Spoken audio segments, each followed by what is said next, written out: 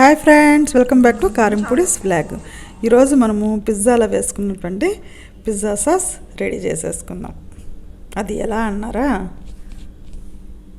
ఇలానే అండి, ఒక్కసారి చూడండి ఎట్లా చేస్తున్నాను. నేను పెట్టిన వీడియోస్ అన్నీ మీకు నచ్చుతున్నాయని అనుకుంటానండి. ముందుగా లైక్, షేర్ అండ్ సబ్స్క్రైబ్ చేయండి. కొత్తగా నా ఛానల్ చూసేవాళ్ళు ముందుగా సబ్స్క్రైబ్ చేసుకొని పక్కన గంట గుర్తు క్లిక్ చేయండి. ఆల్ ఆప్షన్ వస్తుంది. ఆల్ ఆప్షన్ క్లిక్ చేస్తే నా వీడియో నోటిఫికేషన్స్ అన్నీ మీ ముందుగా కనిపిస్తాయి. మీ సపోర్టు నాకు చాలా చాలా అవసరం. ముందుగా స్టవ్ మీద బాండలు పెట్టుకొని చిన్న గరిటె ఆయిల్ వేసేసుకున్నాం. అది వేడెక్కిన తర్వాత ఒక 5-6 రెబ్బలు వెల్లుల్లి వేసేసుకొని అవి కొంచెం వేగిన తర్వాత ఒక చిన్న ఉల్లిపాయ కట్ చేసి వేసేసుకున్నాం. ఇది పెద్ద ముక్కలు కట్ చేసుకున్నా పర్లేదని మనం మిక్సీలో వేసుకోవాలి. ఇవి లైట్గా ట్రాన్స్పరెంట్ అయిన తర్వాత 1 కప్పు టమోటా ముక్కల్ని దాంట్లో యాడ్ చేసేసి చక్కగా వేగనివ్వాలండి.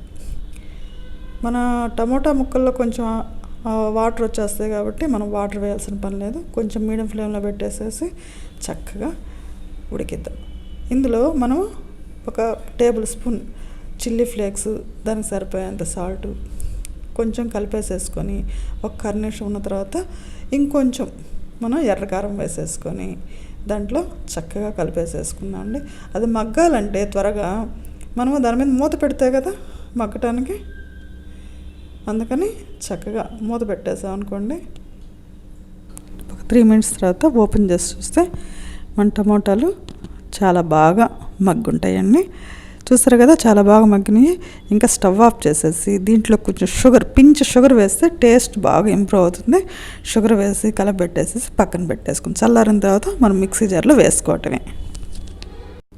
మనం మిక్సీ జార్లో వేసేసుకొని ఫైన్ పేస్ట్ కాకుండా కొంచెం లైట్ కచ్చాపచ్చాగా వేసుకుంటే చాలా బాగుంటుంది. చూడండి, మరీ ఫైన్ పేస్ట్ కాకుండా లైట్ కచ్చాపచ్చాగా వేసేసుకున్నాను.